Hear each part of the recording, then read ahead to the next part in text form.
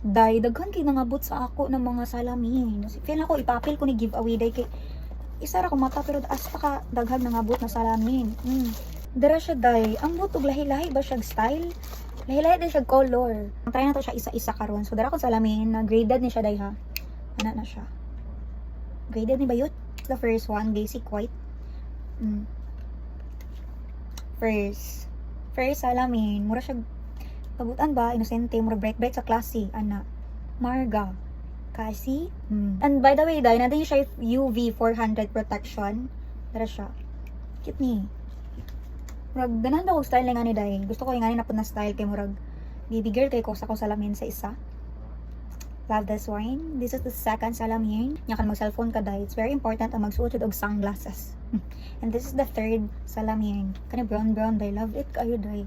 Feel ako magpuli na pagkug frame. By the way, kailangan na po din ako magpa-adjust. Perfect. This one is gray. Perfect siya dahil. Ganan ko sa frame. Diba? Lakas makakitsi ka ng university girl. Gani na ka ng hilumon, introvert, bright. Ano, yan na rin tinago ang kamaldita. Charis. Diba? Perfect yun dahil.